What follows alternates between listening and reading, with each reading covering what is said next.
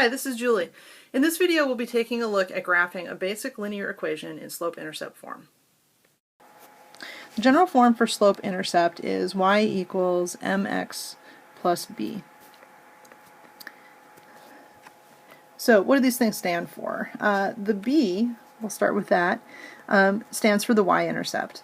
This is the place where the line crosses the y-axis, and if we wanted to write that down as a coordinate or a point, it would actually be the point 0b, because on the y-axis all of the points are going to have an x-coordinate of 0 and then some different value for y.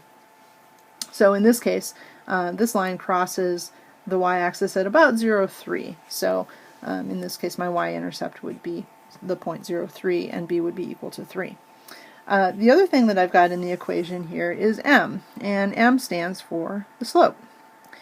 So whatever m is, whatever number is multiplied by x, and the m will always be in front of the x, that's going to tell me what the slope of the line is.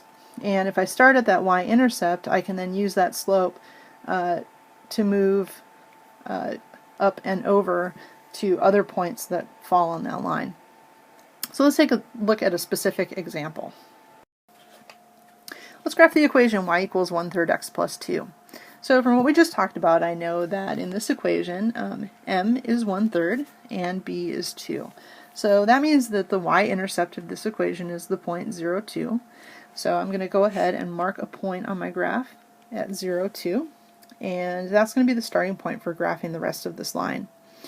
From there I'm going to use my slope to graph a couple more points. And I want to remember that slope is rise over run, which means that the numerator of the slope, in this case that's 1, tells me to go up 1 unit for my starting point.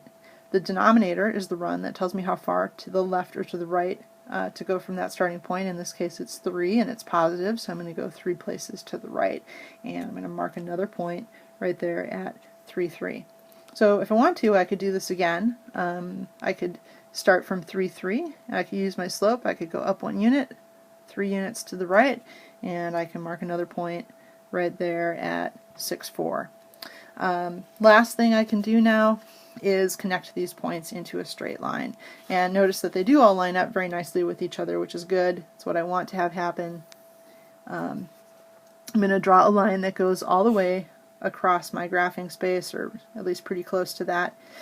Put arrows on the end or on both ends of that line to indicate that it really goes on forever in each direction.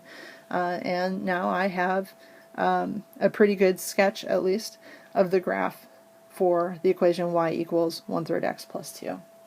So in our next video we'll take a look at a related example in which the slope is negative and a whole number.